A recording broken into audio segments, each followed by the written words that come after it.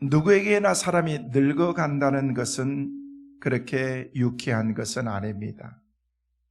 나이가 한 해 한 해 이제 먹어가면서 우리의 삶이 이제 점점 이렇게 조금씩 나이가 들어가고 늙어가고 변화된 그런 우리의 모습을 좋아할 사람은 거의 없습니다. 육신이 쇠약해지고 많은 것을 상실해 가고 있기 때문인 것입니다. 하지만 다른 관점에서 보면은요, 때로는 그게 유쾌한 일이 될 수도 있는 것입니다. 영적으로 보면은요, 점점 더 하나님께 우리가 가까이 나갈 수 있고 영원한 본향 천국을 향해서 나갈 수 있기 때문에 그런 것입니다. 그러나 우리는 대체로 나이 들음에 대해서 많은 심적인 그런 부담을 많이 느끼면서 우리가 살아가게 됩니다. 자신의 모습이 다른 사람들에게 추하게 보일까 봐서 나름 마음속에 염려가 되기도 하는 것입니다. 얼마 전에 사진을 찍는데요, 어떤 분이 자기는 사진을 안 찍는데요. 왜요? 그랬더니 자기 사진 찍은 모습이 자기가 싫다는 거예요. 그래서 본래 사진 찍는 거 싫었냐 그랬더니 젊었을 때는 괜찮았는데 나이가 먹어가면서 사진 찍으니까 내 모습이 너무 추하게 느껴진다고 그런 얘기를 하시는 거예요. 그래서 제가 그 얘기를 듣고 찍지 마세요. 네, 그렇게 할 수가 없잖아요. 아니라고, 오늘이 제일 아름다우신데 왜 그러시냐고 얘기하면서 그냥 억지로 이렇게 사진을 같이 찍었습니다. 사람들은 그렇습니다. 나이가 점점 들어가면서 내 그냥 추해지어 가는 그런 것 같은 그런 마음이 내 마음속에 들면서 뭔가 사진의 흔적으로 남기고 싶지 않다라는 그런 마음이 우리 마음속에 있다는 것입니다. 오늘 여러분 뵈니까 오늘 여러분의 삶 가운데서 가장 예쁜 날이네요, 오늘이. 할렐루야. 오늘 아멘 하신 분들은 그렇게 예쁘게 될 줄로 믿습니다. 오늘이 제일 여러분이 젊은 날이에요. 여러분, 우리 노래도 있잖아요. 오늘이 가장 좋은 날, 젊은 날. 할렐루야. 오늘이 제일 젊은 날이에요. 내일은요, 여러분의 삶 가운데서 오늘보다 못할 수도 있는 거예요. 자신의 모습을 남들에게 어떻게 추하게 보여질까봐 염려하는 그런 마음이 우리 마음속에 있다는 것입니다. 그러나 오늘 본문 말씀의 16절에 보면은요, 사도 바울은 육신의 나이가 들어갈수록 우리의 외모는 소약해지고 취해질지 모르지만 우리의 영혼은 날마다 새로워진다라고 그렇게 말하고 있습니다. 오늘 예배에 참석하신 여러분, 우리의 육신은 나이가 들어가면서 조금씩 약해지고 노쇠해 가지만은요, 걱정하지 마십시오. 우리의 영혼은 날마다 새로워지는 그 은혜가 있게 되시기를 주의 이름으로 축원합니다. 우리의 영혼이 날마다 새로워지는 것입니다. 그러므로 우리는 영혼의 관심을 많이 가져야 되는 것입니다. 신실한 그리스도인들은요, 신앙의 사람들은 한결같이 영혼에 많은 관심을 갖고 산 사람들이라는 것입니다. 속 사람을 갖고 감으로 날마다 새로워지고 먼저 영생의 기쁨을 그 가운데서 누리게 되는 것입니다. 그리고 천국에 대한 그런 소망을 가지고 우리가 살아가게 되는 것입니다. 이 소망 속에서 우리는 어떤 고난도 이겨내고 그 가운데서 하나님이 우리 가운데 부어주신 그런 하나님의 힘을 힘입고 우리가 그 가운데서 우리가 살아가게 되는 것입니다. 영혼이 새로워지면 그것이 육체에도 영향을 주어서 우리의 외적인 그런 모습도 아름다워지기 시작한다는 것입니다. 사랑하는 성도 여러분, 세월의 감에 따라서 육체의 젊음에 대해서 관심을 갖기보다는 영혼의 젊음을 유지하기 위해서 힘쓰는 여러분 꼭 되시기를 간절히 소망합니다. 내 영혼의 내면 세계의 건강을 위해서 힘을 써야 된다는 것입니다. 비록 우리가 나이가 들어가면서 마치 나무의 나이테가 하나씩 늘어가는 것처럼 우리가 나이가 들어가고 우리의 모습은 조금씩 늙어간다고 할지라도 우리의 영혼은 마치 독수리가 상공을 향해서 날개치면서 올라가는 것처럼 하나님을 향해서 올라가야 된다는 것입니다. 어떤 사람들은 나이가 드는 것을 두렵다고 얘기를 합니다. 전 전혀 두렵지 않습니다. 여러분, 이 땅에서 사는 삶을 우리가 멋있게 살다가 또 다른 하나님께서 우리를 위해서 예비하신 그런 하나님의 나라가 있다는데, 여러분 그 죽음이라고 하는 그런 그 가정의 그 문을 잠깐 통과만 하면 되겠는데, 그 통과하고 난 다음에 하나님이 우리를 위해서 예비하신 그 나라가 있다는데 왜 사람들은 그것을 두려워하는지 저는 이해가 잘 되지 않습니다. 하나님이 나를 위해서 예비하신 그 나라, 이 땅에서도 멋있게 한번 살아보고 그리고 난 다음에 하나님께서 그 다음에 하나님과 더불어서 영원히 살 그런 하나님의 나라를 위해서 나를 예비해 놓으셨다고 그러는 그런 말씀을 저는 믿고 있는데, 그것을 여러분들에게 늘 증거하고 있는데, 그 말씀을 저는 묵상할 때마다 제 마음속에 뛰는 그런 그 부푼 가슴을 저는 이루 표현할 수가 없습니다. 막 흥분이 되고 소망을 갖게 되고, 머지않아서 하나님께서 나를 위해서 준비해 놓으실 그 하나님의 나라에 갈 것들을 생각하면서 우리는 날마다 소망 가운데 우리의 삶을 살아가야 된다는 것입니다. 근데 우리가 세상 가운데서 사는 그런 삶을 어떻게 살아야 될 것인가? 건강하게 삶을 살아야 된다는 것입니다. 여러분 건강하시길 바랍니다. 육체적으로도 건강하시길 바랍니다. 영적으로도 강건하시길 바랍니다. 이것이 바로 세상을 이기는 건강한 삶의 비결이다라고 그렇게 말하고 있는데, 그러기 위해서는 우리의 겉사람과 속사람이 다 건강해야 된다는 것입니다. 1949년도에 설립된 그런 WHO 세계보건기구에서 발표한 그런 그 창립 헌장에 보면은요, 건강하고 행복한 삶이 무엇인가에 대해서 질문하면서 거기에 대한 그런 정의를 이렇게 내려놓은 것을 볼 수가 있었습니다. 건강하고 행복한 삶은 무엇인가? 그것은 육체적인 질병뿐만 아니라 정신적인, 사회적인 질병이 없는 온전한 상태를 가리켜서 건강하고 행복한 삶이다라고 그렇게 세계보건기구에서 우리에게 정의를 내렸습니다. 다시 말씀드립니다. 건강하고 행복한 삶이라는 건 뭐라고요? 같이 읽습니다. 육체적인 질병 시작. 육체적인 질병뿐만 아니라 정신적, 사회적 질병이 없는 온전한 상태가 건강하고 행복한 삶이다. 여기에 우리에게 분명하게 말하고 있다는 것입니다. 진짜 건강하고 행복한 삶을 위해서는요, 우리가 육체적인 질병뿐만 아니라 정신적인, 사회적인 질병이 없는 그런 그 상태를 가리켜서 건강하고 행복한 삶이다라고 그렇게 정의를 내렸다는 것입니다. 그러면서 세월이 지났습니다.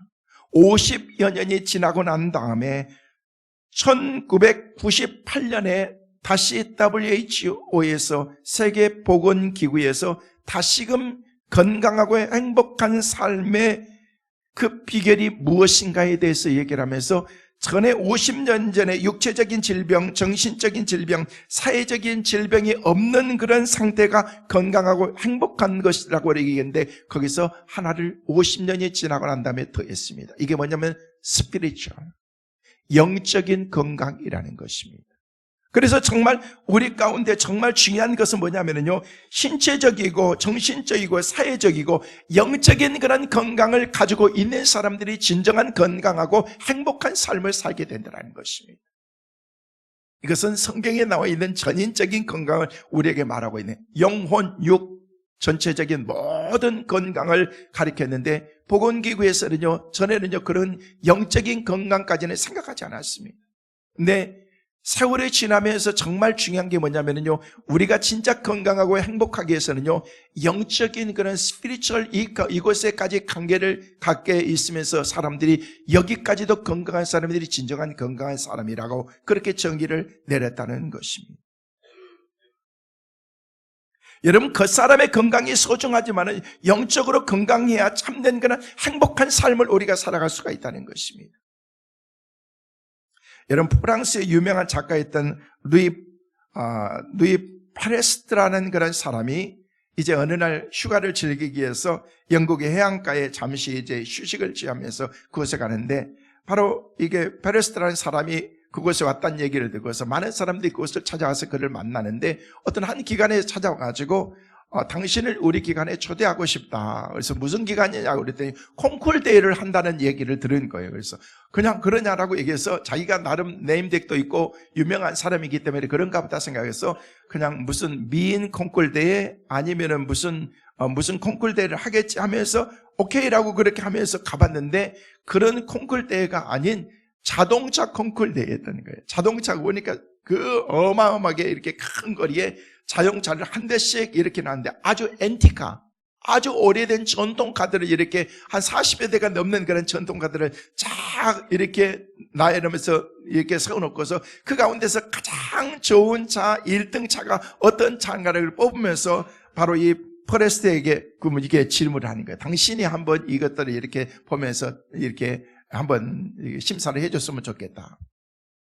차를 한 대 한 대 보는데요, 너무 차가 예쁜 거예요. 나름대로 특징이 다 있는 거예요. 오래되고 전통이 있지만은요, 너무너무 깔끔하게 잘 갖고 있던 그런 차를 보면서 그 차에게 점수를 매긴다는 게 자기가 너무 미안한 거예요. 그래서 쭉 다니면서 나름대로 그 차의 특징들을 다 적는데 도저히 그냥 점수를 매기지 못하겠더라는 것입니다. 네. 그리고 난 한 바퀴 뺑 돌고 난 다음에 이 사람 포레스트가 그랬어요.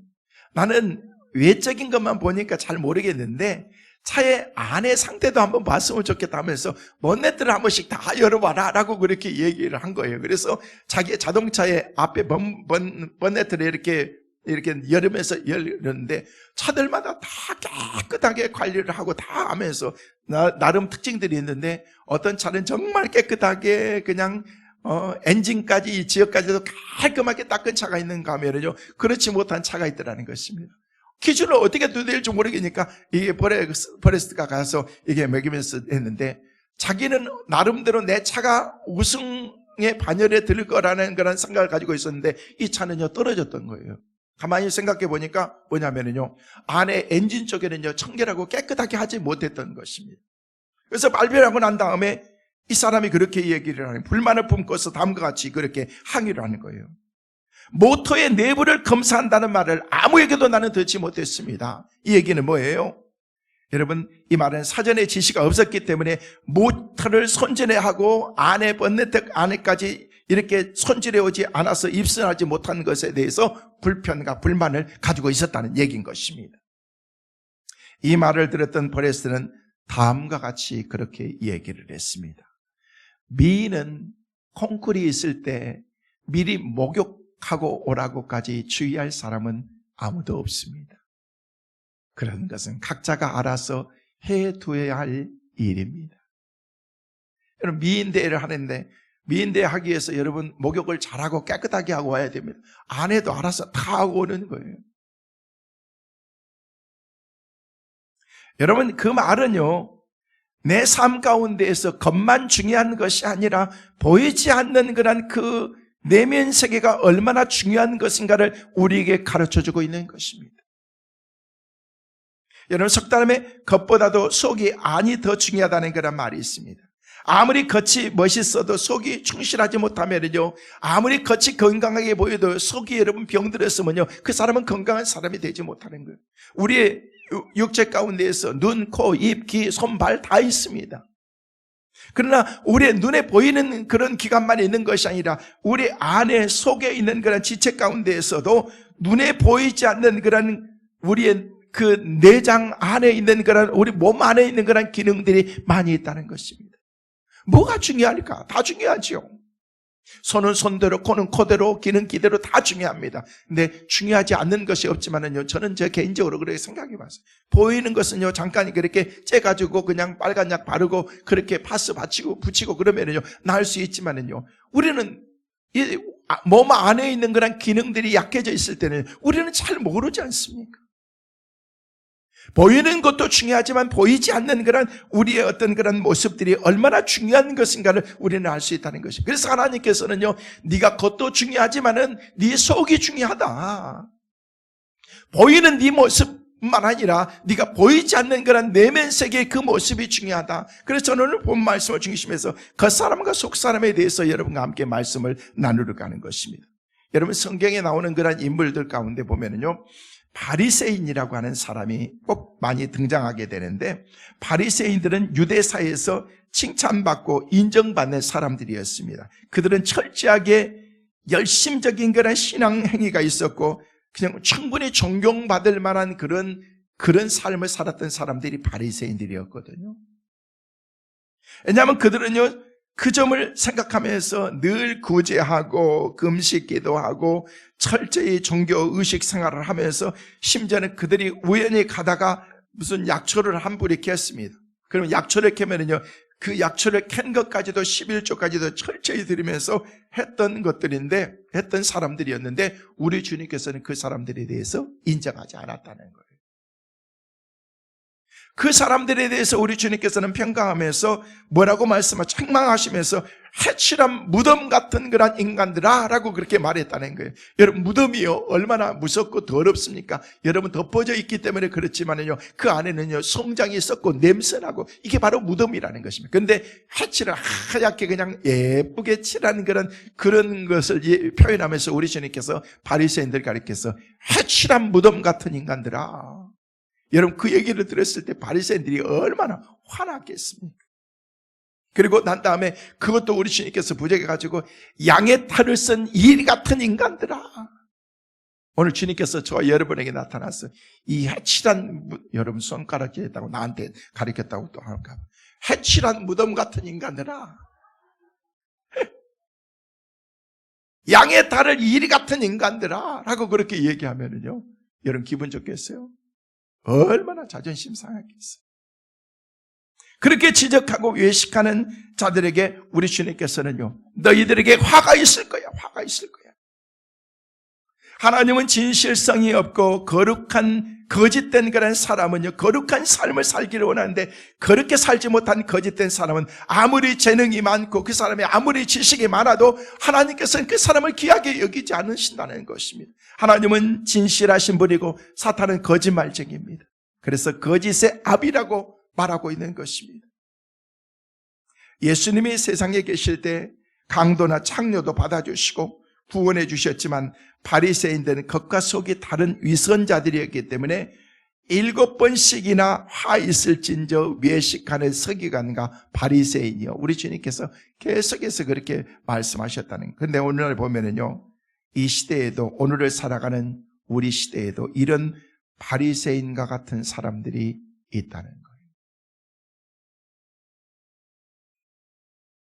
우리가 그런 사람이 되지 않도록 우리가 하나님 앞에 기도하고 자신을 하나님 앞에 날마다 우리가 세워야 된다는 것입니다.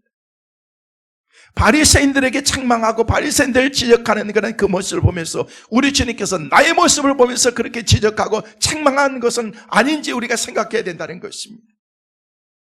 그래서 일본의 대신학자였던 우찌무라 간조는요, 그런 말을 했습니다. 겉사람은 평범한 사람이 되라. 그러나 속사람은 특별한 사람이 되어라. 특별한 사람이. 여러분, 겉사람은 그냥 우리가 평범한 사람, 나이 들면 늙어간 사람이 되어도 괜찮습니다. 그러나 우리의 속사람은 날마다 새로워져야 된다는 것입니다. 할렐루야. 그렇게 되시기를 주의 이름으로 축원합니다. 겉사람은 사람들이 어디서나 볼 수 있습니다. 만날 수 있습니다. 보통 사람입니다. 평범한 농부입니다. 평범한 공직자입니다. 평범한 선생님입니다. 주부입니다. 회사원입니다. 그러나 하나님이 보시는 속사람은 아주 특별한 사람이 되어야 된다는 것입니다. 하나님이 인정할 만한 그런 사람이 되어야 된다는 것입니다. 세상에서는 우리에 대해서 인정하지 않고 그냥 멋없이 본다고 할지라도 그거 중요하지 않습니다. 하나님께서 내가 네 속사람 속에, 네 속에 무엇이 있는 것을 내가 다 알고 있는데 라고 하시면서 하나님이 나를 인정해 주신다는 것입니다. 언젠가 비행기를 타고 가는데요, 보니까 이렇게 잡지 안에 보니까 책 한 권이 속여져 있는데, 그 책에 보니까 Look Younger 그리고 Live Younger라고 그렇게 돼 있더라고. 보니까 이 책 저는 보지는 않았습니다. 뭐냐면요, 오래 살되 젊게 살라는 거예요. 전 여러분 모두가 다 오래오래 사시길 바랍니다. 근데 젊게 사시길 바랍니다. 어떤 분들은요, 젊은데 너무 나이 드신 분처럼 그냥 영감처럼 그렇게 살아가신 분들.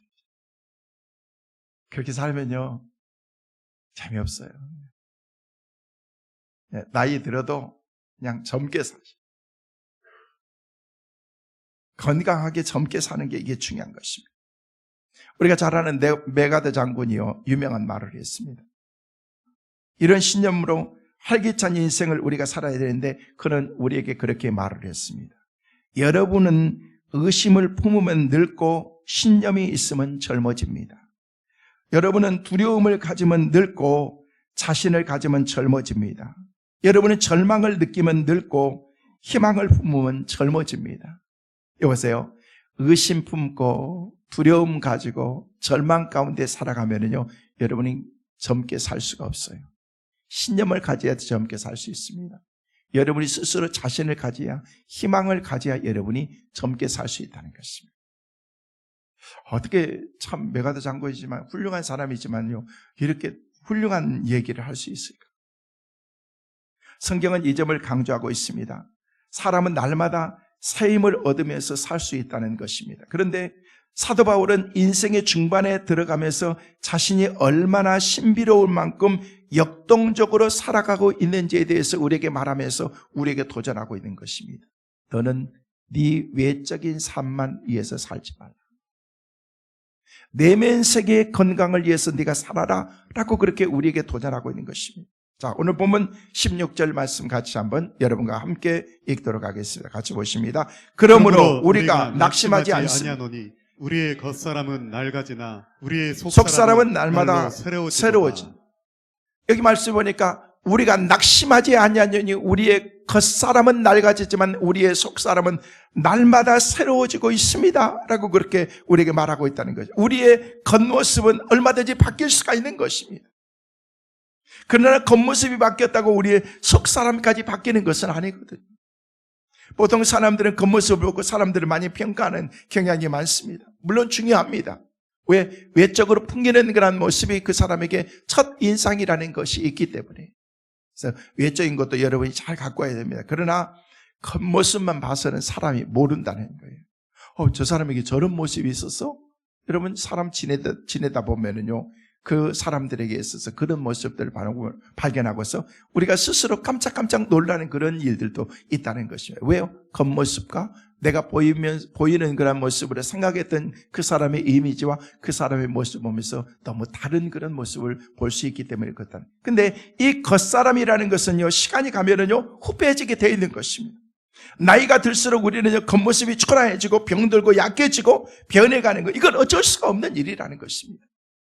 그래서 사람들이 나이가 먹으면서 자신의 젊음을 되찾기 위해서 이런 일 저런 일 운동도 하고 실제로 나이를 먹어가면서 노화되는 것을 막기 위해서 무단히 노력하지만은요, 여러분 아무리 노력해도요 조금씩 곱게 늙어갈 뿐이지 나중에 연세 드시고 80, 90 되신 분들 보세요. 누가 그러더라고. 80, 90 되면은요 그분이나 다 똑같아.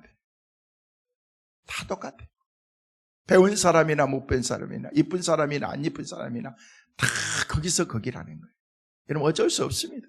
그냥 편안하게 그냥 받아들이면 되는 건데 우리는 내 자신이 늙어가는 것에 대해서 낡아가는 것에 대해서 후패해져가는 것에 대해서 우리는 막 못 견뎌하는 그런 마음도 있다는 거예요. 여러분 그런 마음으로 내 내면 세계를 그렇게 한번 생각해 보라는 거예요. 근데 우리 인생은 겉보기에는요 겉사람은 그냥 멀쩡해 보이는데 우리의 속사람이 그렇게 멀쩡하지 못한 사람들이 너무 많기 때문에 그렇습니다.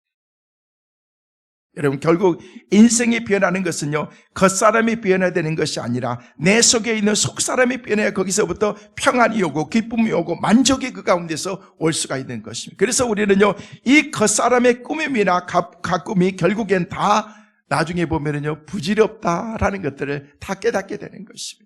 그럼에도 불구하고 우리는 애써 그것을 부인하지 않습니다. 오히려 자기 속사람이 문제를 일으킬 수 있는 그런 그 모습들이 많이 있는데도 불구하고 겉만 치장하면서 우리가 살아간다는 것입니다. 여러분 나중에 보면은요 다 소용없습니다. 여러분 오늘 교회 오기 위해서 아침부터 준비하고 머리에 힘도 주고 그냥 얼굴도 예쁘게 그냥 화장도 하고 이렇게 오셨습니다. 저도 주말 되면은요 잘 안 하는 팩도 제가 합니다. 저희 집사람이 팩도 이렇게 해주고 주말 되면은요 당신은 혼자가 아니기 때문에 개인이 아니기 때문에 그렇게 해야 된다고 그러면서 나 이게 끈적끈적하고 나 싫다고 그렇게 해라고 하나님 앞에 예쁘게 보여야 된다고 내가 거기에서는 내가 더 이상 할 말이 없습니다. 그래서 하고 딱 이렇게 옵니다. 여러분도 이렇게 예쁘게 왔지만은요, 예쁜 모습을 가지고 있지만은요, 저녁에 가면은요, 예쁜 것을 다 띄어내야 됩니다. 그런 식으로 다 하고 여러분의 내추럴한 그런 그 얼굴의 모습을 보면서 난 내 모습이 이건 싫은데 라는 건 스스로 그런 생각을 갖는 것처럼 여러분 우리 인생이 그런 것입니다. 아무리 예뻐도요, 시간이 지나면은요, 다 우리의 본 모습을 이렇게 찾게 되어 있다는 것입니다. 그래서 하나님께서는 우리에게 그렇게 도전하고 있는 것입니다.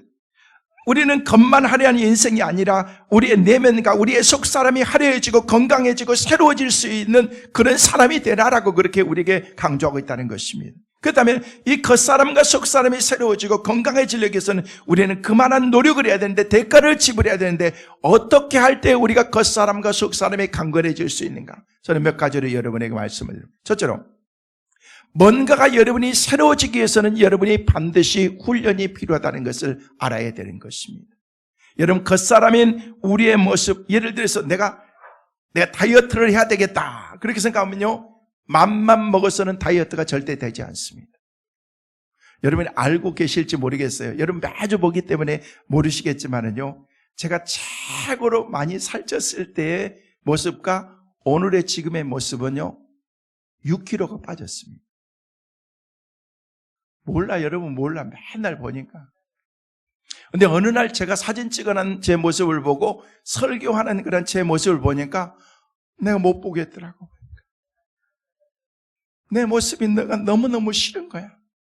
그리고 막 옷이 이렇게 보면은요, 그냥 옷에 했는데 이렇게 그냥 이 옷이 이렇게 되는 거예요. 너무 살이 작아서 안 맞으니까. 이게 맞춰놨는데요, 맞춘 옷이 이렇게 큽니다. 이렇게 요즘. 제가 어느 순간 보면서, 제가 작년 전이었을 거예요. 연초 딱 되었을 때 제가 여러분에게 말씀드렸던, 저는 올해 살 뺍니다 라고 약속을 했어요. 기억나시죠? 저 세상에서 제일 독하고 무서운 사람이 지살 뺀 사람이래요. 근데 이게 쉬운 게 아니더구만. 저는요, 특별한 경우 아니면 저녁에 외식하지 않습니다. 저녁에 8시, 아니요, 그 훨씬 전에 딱 밥 먹고 그 이후에는 아무것도 먹지 않습니다. 제가 생각할 때 작년 한 해에 라면이나 국수를 먹었던 게 아마 손가락을 꼽을 것 같아요. 저도 라면 되게 좋아하고요. 국수 라면 싫어하는 사람이 누가 있습니까? 흰밥도 내가 생각해 볼 때는요, 거의 많이 안 먹었던 것 같아요. 거의 감옥에서나 먹을 수 있는 콩밥, 새나 먹을 수 있는 새밥, 그렇게 먹으면서 운동도 하고 하려고 그러는데, 어느 순간에 죄송해요, 제가 80kg가 딱 되고 그러는데 이건 아니다 생각이 돼서 그때부터 노력을 했습니다. 지금 한 6kg 빠졌습니다. 앞으로의 목표가 한 4kg만 더 빼는 거. 1차적으로 그렇게 하는 거예요. 네? 뭐라고 그랬어요? 딱 좋다고요?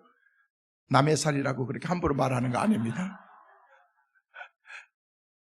근데 이 정도만 돼도 내가 너무 이렇게 몸이 편해지고 그렇게 그러는 것 같아요. 여러분, 마음 먹는다고 다이어트가 되는 거 아니에요. 노력해야 돼요. 피나는 노력해야 돼요. 먹고 싶은 거 다 먹고, 탄산음료 계속 마시고, 좋아하는 컵라면 날마다 먹고, 그렇게 하면서 언제 뺄 거예요? 노력하고 힘쓰고 애써야 된다는 것입니다. 맘만 먹는다고 되는 게 아닌 고된 훈련을 우리가 하고 노력해야 된다는 것입니다. 오늘 보면 17절 말씀해 보니까 뭐라고 말씀하고 있습니까? 다시 한번 보실까요? 같이 보십니다. 우리가 잠시 받는 환난에 경한 것이 지극히 크고 영원한 영광에 중한 것을 우리에게 이루게 하매니, 우리가 당하는 육체적인 그런 또는 환경적인 이 겉사람의 환난과 고난이 우리의 속사람을 새롭게 만든다는 것입니다. 그 대표적인 사람의 성경에 보면은요, 욥이라고 하는 그런 사람이 등장하게 되는데요, 그가 고난받는 그런 상황 가운데에서 고난을 받기 전까지는요, 하나님에 대해서 그렇게 뜨거운 그런 신앙의 은혜를 체험하지는 못했을 거예요.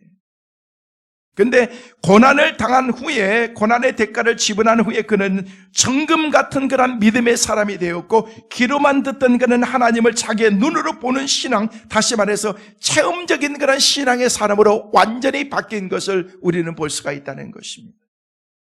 욥이 언제 새로워졌습니까? 고난의 대가를 지불하고 나서 그의 인격과 속사람이 날마다 새로워지게 되었다는 것입니다. 물론 이 고난은요, 그의 선택이 아니었습니다. 이 고난은요, 하나님께서 허락하신 것이었습니다. 어느 누구도 고난을 좋아할 사람은 세상에 아무도 없습니다. 고난이 축복이라고 얘기하지만은요, 우리에게 그렇게 말할 때, 그렇지, 이건 축복이지, 나는 이걸 즐겨요 라고 그렇게 생각하는 사람은 별로 없다는 것입니다. 그러나 그 고난이라고 하는 것은 하나님께서 우리 가운데 주신 그런 또 다른 그런 하나님의 축복의 은혜의 자리로 나갈 수 있는 그런 가정이라는 것을 우리가 다 알아야 된다는 것입니다. 왜? 그 고난의 대가를 잘 이겨내기만 하면 누구든지 그 속 사람이 날마다 새로워질 수가 있기 때문이라는 것입니다. 여러분, 뜨거운 불가마에서 나오는 그런 도자기들은요, 도자기 그것을 구워지고 나면은요, 절대 색이 변하지 않습니다. 바다에 수백 년 빠져 있다고 다시 걸려서 그냥 때만 닦으면 되고, 땅 속에 묻혀 있던 그런 그 땅만 흙만 지우면은요, 다시 그 도자기의 칼라가 그렇게 살아있는 것처럼 변하지 않는다는 것입니다. 마찬가지로 고난의 아픔에 단련된 그런 믿음의 인격의 사람들은요, 영원히 변하지 않는다는 것입니다. 고난의 큰 보자기에 쌓여있는 그런 축복의 은혜가 그들 가운데 있기 때문에 그런 것입니다. 사랑하는 성도 여러분, 누가 지혜로운 사람입니까? 고난 속에서 다시 일어설 줄 아는 사람 가리켜서 우리는 지혜로운 사람이라고 말합니다. 쓰러지는 것이 문제가 아니라 다시금 그 가운데서 일어서지 못하는 것이 우리 가운데 문제인 것입니다. 여러분, 역사적으로 보면은요, 훌륭한 그런 성공적인 그런 믿음의 사람들을 보면은요, 한 번도 쓰러져 본 적이 없는 사람이 아니라 쓰러졌지만 그 사람들이 일어선 사람들인 것입니다. 과거에 사업에도 실패해보고, 직장에도 실패해보고, 인생의 삶에서 건강도 한번 망가져보기도 하고, 아파보기도 하고, 진짜 내가 살 집이 없어서 월세를 살면서 전전긍긍하면서 살았던 그런 사람들, 그러고 난 다음에 내가 집을 가졌을 때 그 기쁨, 건강했을 때 그 기쁨, 그것을 그 사람들은요, 맨날 건강하면 그 건강에 대해서 우리는 감사 못합니다. 그냥 우리는 부자여서 그냥 할아버지 때부터 아버지 때부터 계속해서 잘 살았기 때문에 잘 사는 사람들은요, 그 집의 소중함에 대해서 모릅니다. 지질이 가난하고 힘들고 어렵게 살았던 그런 사람들, 내 집이 없어가지고 월세가 올라가는 그런 삶 가운데서 막 벌벌 떨면서 그렇게 했던 사람들의 삶 가운데서 내가 가지고 있는 그 소중함의 가치가 무엇인가를 안다는 것이에요. 고난도 가난도 환난도 이 모든 것을 통해서 우리가 그것을 실패를 통해서 배워봤기 때문에 알게 된다는 것입니다. 그래서 하나님께서는 때로는 욥과 같이 우리를 고난의 가정 가운데 집어넣기도 하시고, 그 가정 가운데서 얼마나 힘들고 어려운 것이 무엇인가를 우리로 하여금 알게 만드신다는 것입니다. 사랑하는 여러분, 저는 여러분 모두가 다 어떤 고난과 역경이 온다고 할지라도 극복할 수 있는 그런 믿음의 사람들로서 잘 훈련되어지는 하나님의 사람들 꼭 되시기를 주의 이름으로 축원합니다. 그러기 위해서는 여러분이 훈련을 게을리하지 마십시오. 여러분 스스로가 스스로의 삶을 업그레이드 시키기 위해서 날마다 내 자신을 하나님의 말씀 앞에 처복종시키고 믿음으로 살아갈 수 있는 그런 믿음의 결단이 우리에게 있어야 된다는 것입니다. 두 번째로, 우리가 훈련을 통해서 우리가 어떤 사람이 되는 줄 아십니까? 훈련을 통해서 우리가 프로가 되는 것입니다. 저는 여러분이 아마추어로 살아가는 사람이 아니라 프로로 살아가시는 여러분 꼭 되시기를 간절히 소망합니다. 프로가 되는 거, 프로가 되는 거.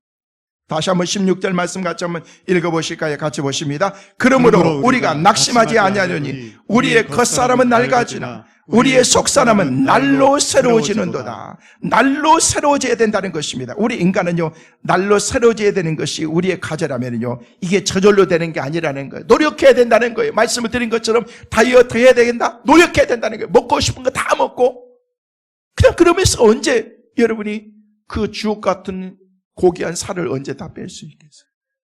안 되는 거지. 노력하고 힘쓰고 애써야 된다는 것입니다.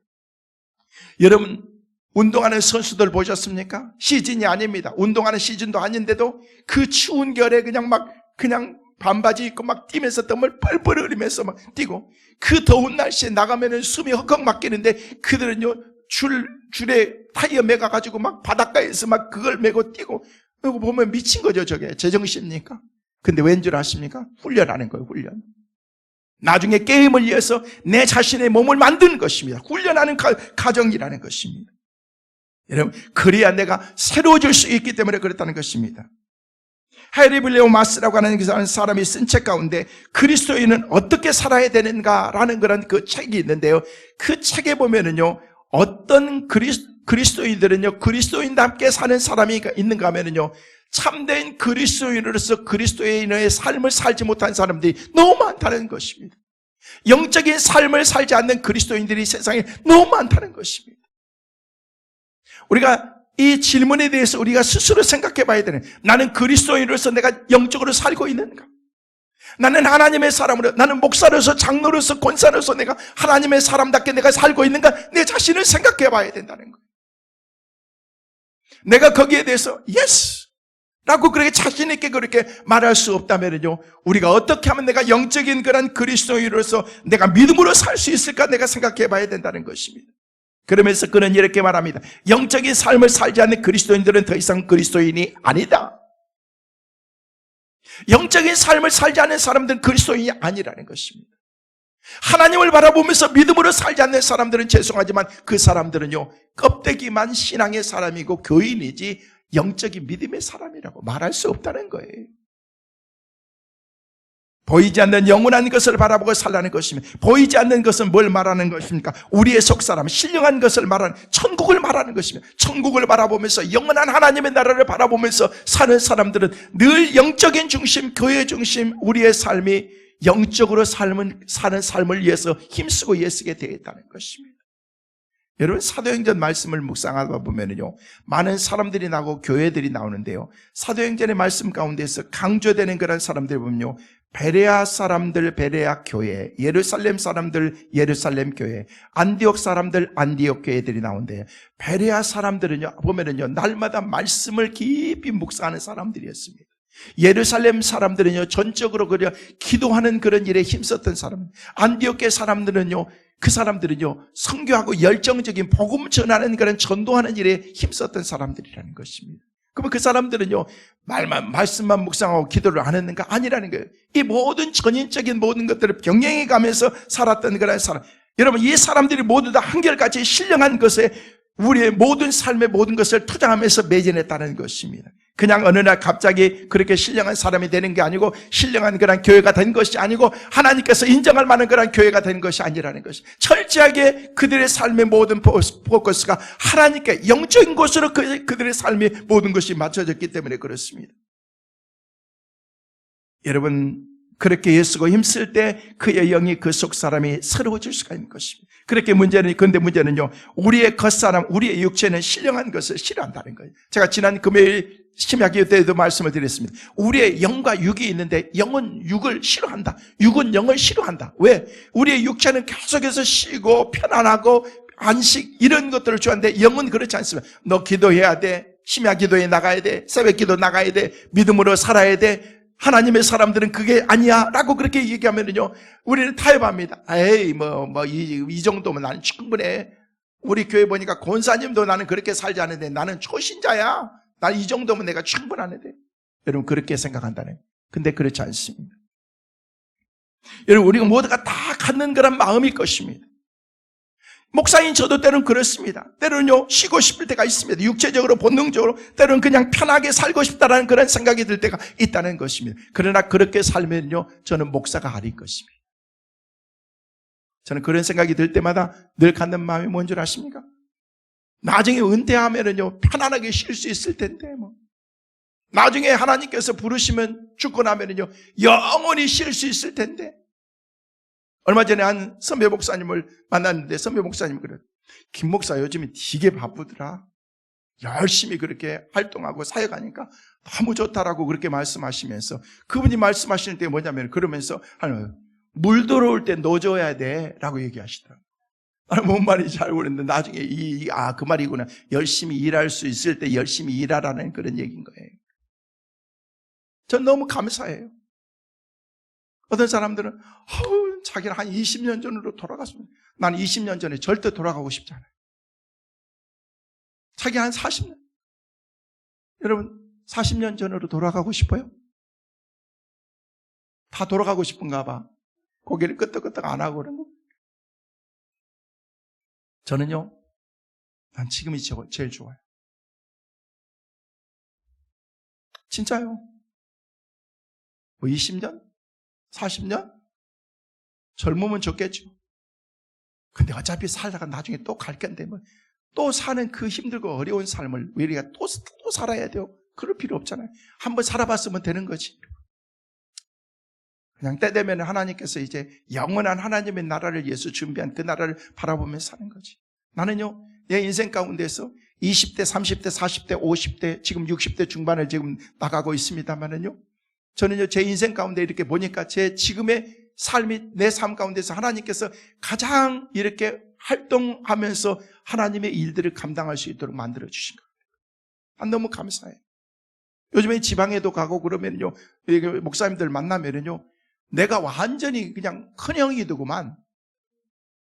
전에는요, 맨날 선배님들 그렇게 막 있었는데 가보면은요, 이제 우리 지방에도 보면은요, 내 위에는 몇 명 없어. 다 이제 은퇴하신 분들이고, 은퇴하실 분들이고, 이제 몇 명밖에 없어. 그 다음에 나야 보니까. 근데 나는요, 난 너무 좋아요, 여러분. 나이가 먹어간다는 게 좋고, 한 해 한 해 그냥 나이대가 늘어가는 것 같은 그런 나의 삶도 난 너무 좋고, 하나님께서 우리의 삶 가운데에서 우리를 이렇게 부르셔서 여러분이 지금 이렇게 쓰임 받는다는 것 그 자체가 얼마나 우리 가운데 중요해요. 감사하느냐는 거예요. 기억하십시오. 때로는 우리 삶 가운데 살아감에 있어서 고난도 있습니다. 그런 얘기, 쓴 약은요, 몸에 좋은 것처럼 쉽지 않는 영적인 삶을 우리가 간다고 할지라도 때로는요, 그 가운데서 힘들고 어려운 일들이 있는 거예요. 여러분, 그래서 하나님께서 우리를 하나씩 한씩 그렇게 만들어 나가는 거예요. 그 가운데 우리는 뭐 하는 거예요? 훈련하는 거예요. 뭐 하기 위해서? 아마추어의 때를 벗기 위해서. 우리는요, 열심히 뭔가를 위해서 우리가 열심히 해야 됩니다. 기도하는 거 쉽습니까? 어렵습니다. 날마다 하나님 앞에서 우리가 정말 주님 앞에서 기도하면서 노력하지 않으면 안 되는 것입니다. 여러분이 얼마나 기도하면서 사십니까? 노력해야죠. 이제 다음 주 지나면 특별 새벽 기도인데 그때 가서 그냥 갑자기 나오려면요, 여러분 육체가 너무 힘들어집니다. 내일부터 미리 나오세요. 할렐루야.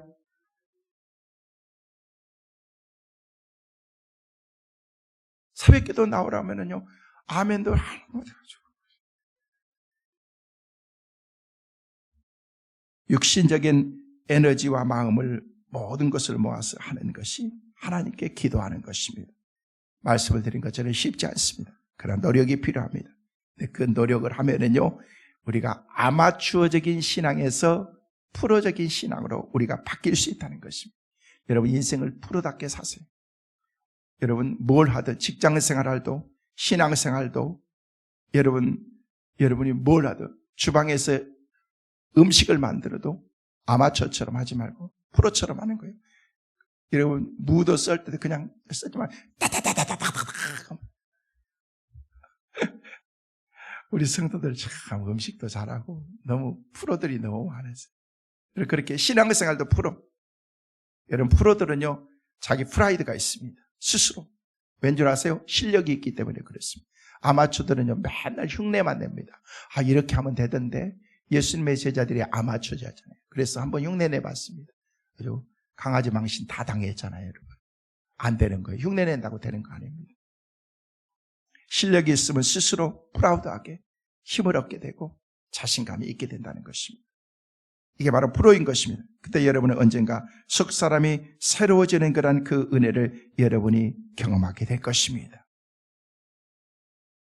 그냥 남들이 하니까 나도 하는 것이 아니고 남들이 박수 치니까 나도 치고 그러는 것이 아니고 그런 사람은 아마추어의 신앙인 것입니다. 프로의 신앙이 되셔야 돼요. 나는 가만히 있는데 상대가 나를 이해해 주기를 바라지 마십시오. 노력해야 됩니다. 끊임없이 프로포즈 해야 되는 것입니다. 난 당신을 사랑한다고 프로포즈하는 것처럼 주님 앞에 나와서 주님께 사랑을 고백하면서 주님이 아니면 저는 살 수가 없어요.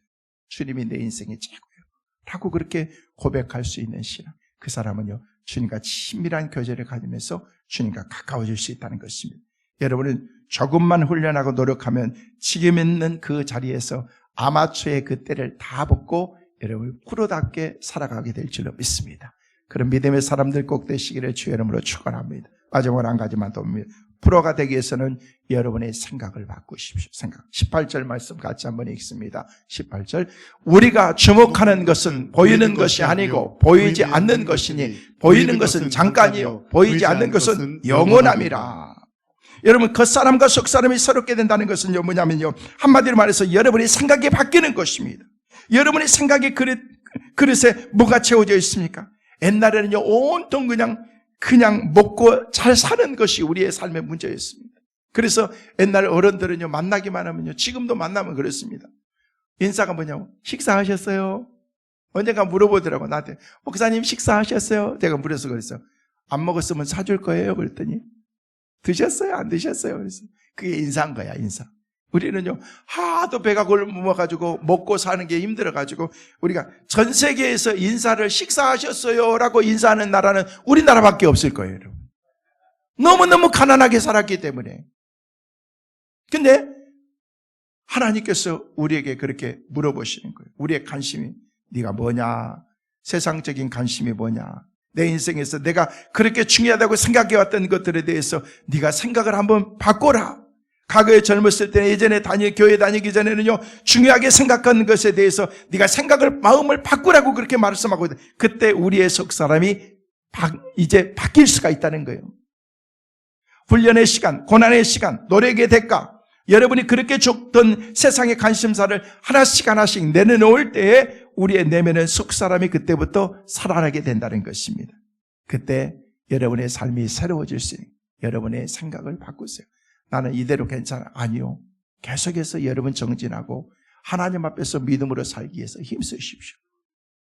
한 가지 이야기만 하고 오늘 말씀을 마칩니다. 한 조류 연구가가 새들을 연구하게 되는데요. 새들이 알을 품고서 있는데 알을 품고 있는 동안에는요 꼼짝도 하지 않고 계속해서 자기의 체온으로 알을 품고 있더라는 것입니다. 비가 오면은요 그냥 날개를 쫙 펴가지고 자기의 몸은 다 젖으면서 맞으면서도 그러고 난 다음에 나중에 알에서 부화가 되니까요 새끼가 나오니까 그 새끼를 위해서 그때부터 나가가지고 막 음식을 그냥 막 이게 막 배달해가지고 음식을 막 애들한테 먹이게 되더라는 것입니다. 한참 먹이고 나니까요 막 새들이 막 바닥바닥바닥 하고 그러는데 어느 순간부터 어느 날 전혀 먹을 것을 어미가 새끼들에게 갖다 주지 않더라. 새끼들은 배가 고파서 정말 빨리 달라고 막 아우성치는데도 어미가 주지 않는 거죠. 어미가 가만히 봤더니 새끼들을 굶기고 있더라는 것입니다. 굶기면 죽이는데 그런데 어미는 다 생각이 있는 것입니다. 뭐예요? 새끼들의 뱃살에 끼어있는 그 뱃살을 그냥 다 기름을 빼려고 지금 준비하고 있어요. 왜? 새끼들이 이제는요 계속해서 여기가 있는 것이 아니라 날아야 되기 때문에 날 수 있도록 어미가 그렇게 훈련을 시키고 있더라는 것을 조류 연구가가 그것을 발견하게 된 것입니다. 여러분 하나님께서 저와 여러분에게 고난이라고 하는 그런 학교를 우리 가운데 허락해 주시고 너는 여기 입학해라. 여기서 공부 잘해라. 낙제하면 안 된다. 그러면서 하나님께서 우리에게 그것을 훈련시키는 거예요. 왜? 겉사람 가지고 살 수 없기 때문에. 우리의 속사람을 강건하게 만드시기 위해서 하나님께서는 때로는요 우리의 삶 가운데 우리를 훈련의 과정으로 때로는 고난도 주시고 힘들고 어려운 그런 일들도 주신다는 것입니다. 겉사람만 있는 게 아니잖아요.